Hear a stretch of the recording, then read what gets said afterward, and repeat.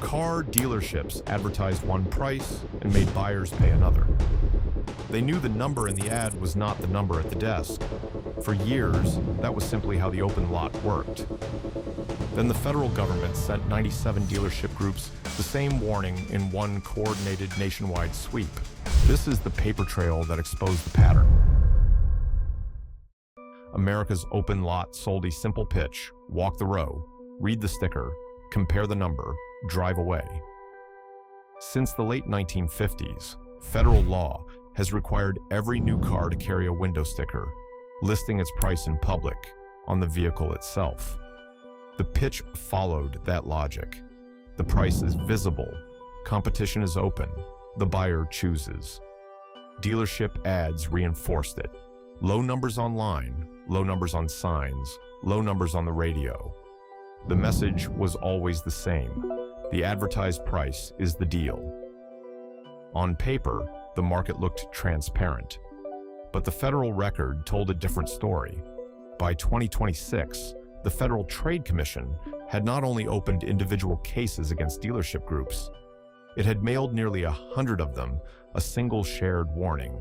Advertised prices that omit mandatory fees are deceptive under federal law. This was not a one-industry campaign.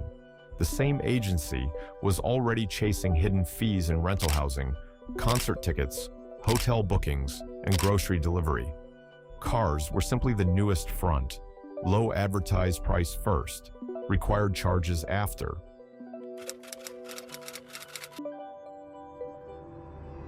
That was the pattern the agency put in writing. So here is the question this story keeps circling back to. If the window sticker is public law and the advertised price is a public promise, who decided they were allowed to write a second price after the buyer already sat down? The mechanism was never one trick. It was a stack.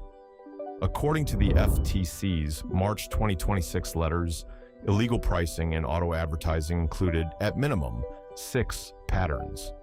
A price that omits required fees. A price built on rebates not available to every buyer. A price that ignores a required down payment. A price conditioned on using dealer financing. Add-on products not reflected in the number. And advertising vehicles that were unavailable or did not exist. None of it needs a locked door. It needs a front-end number that looks complete and a back-end process that is not. Market adjustments, dock fees, protection packages, financing, qualifiers, add-ons that appear only once the contract is almost signed. The advertised price opens the door. The second price closes the deal. The pattern is easiest to see once names enter the file.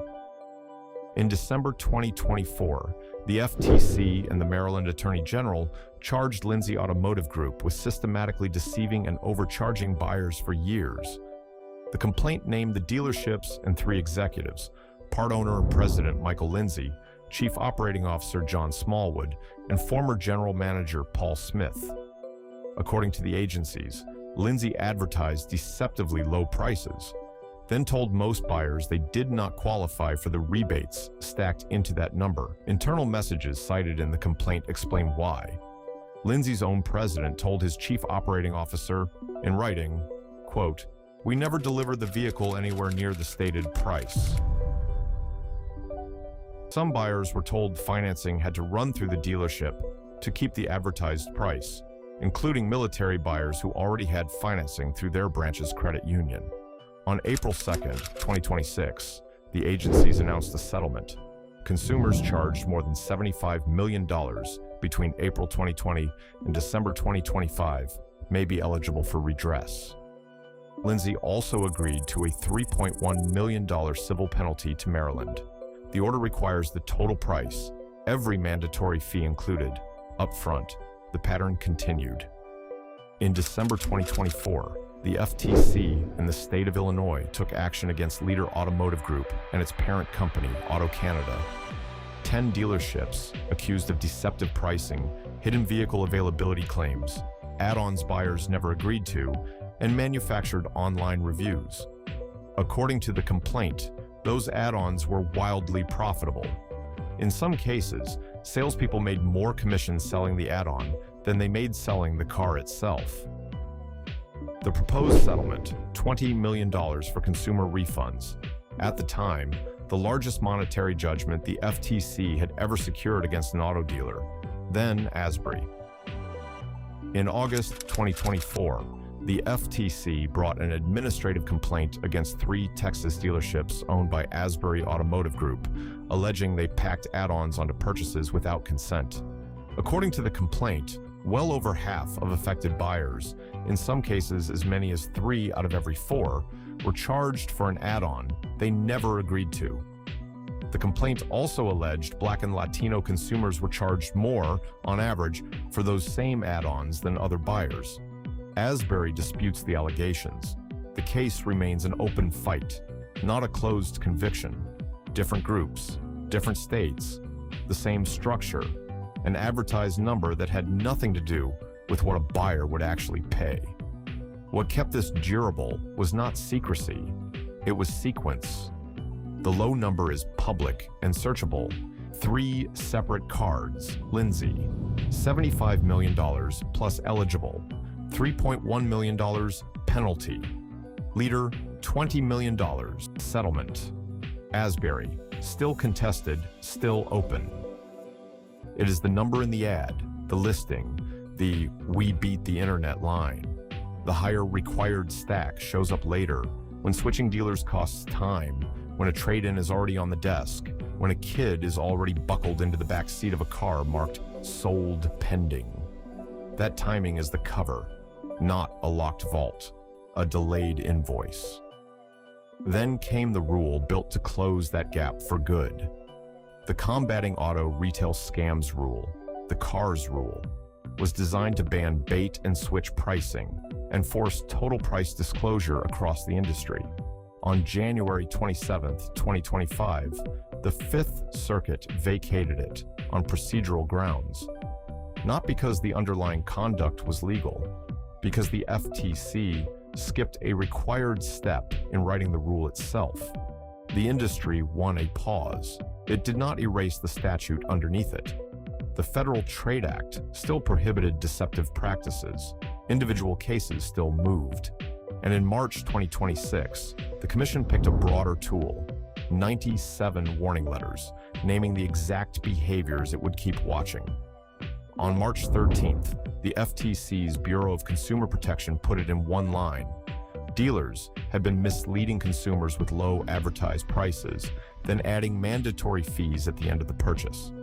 The letters listed the same 6 practices already on the record and pointed straight back to Lindsay, Leader, and Asbury as live examples. At first, the agency did not say who received one. In May, the list became public through a records request, more than 200 individual dealership locations nationwide. A warning letter is not a fine. It is not proof of wrongdoing, and it does not name violations publicly on its own. It is a map, formal notice that this pattern is no longer treated as industry folklore. It is treated as an enforcement target. So who is allowed to write the second price after the buyer sits down? Under the law, the Commission is actually enforcing in 2026.